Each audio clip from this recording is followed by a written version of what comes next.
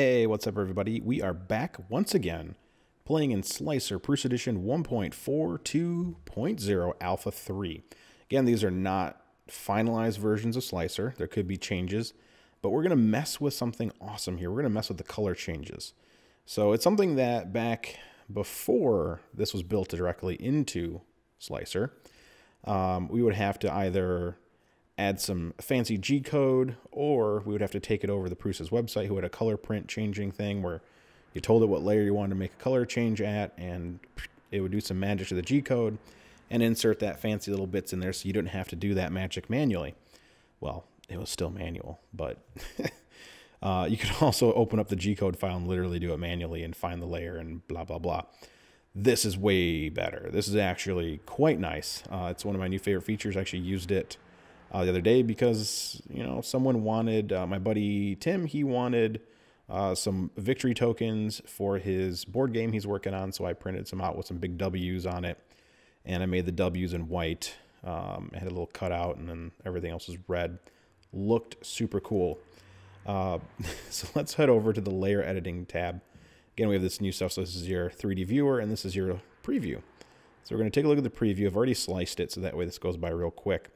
And I want the base to be a different color. And this is something I've shown on the Prusa community Facebook group, where I printed the base in a really nice purple. It's actually Paramount Decepticon purple. And I printed the Joker bust section in, what is that material? Polyalchemy Elixir something green. So it's not called something green, it's just something green. So what we have here is we have our little slider, our layer slider, and as we, we're used to this, we can slide up and down the layer and we can see the layer. But what's cool now is if you slide down, you actually get to where the last layer was, and we go there and we're going to hit this plus key, and all that plus key does is tells the software to add a color change code right there.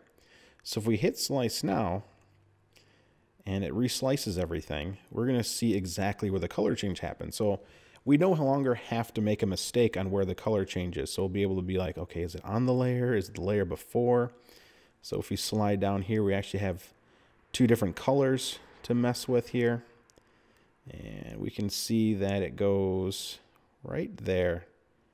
So the color change actually happens on the layer I selected the plus on, and then it continues all the way up to the top of the print like we had imagined. And this is going to save you a lot of headache in the future when you want to do color changes. So who needs that MMU or palette or whatever? We can just go ahead and do these awesome little color changes inside of our print. And it doesn't add that much extra time. It'll just basically put the command in for us at that layer point.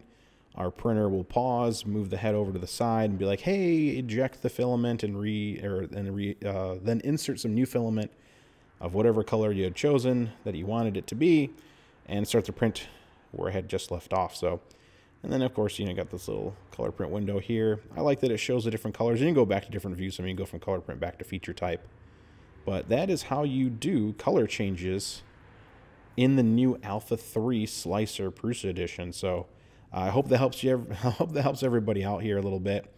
And I know I've used this feature specifically just because they added it. I had to try it out, and because someone asked me to print something, and of course I was going to make it two colors.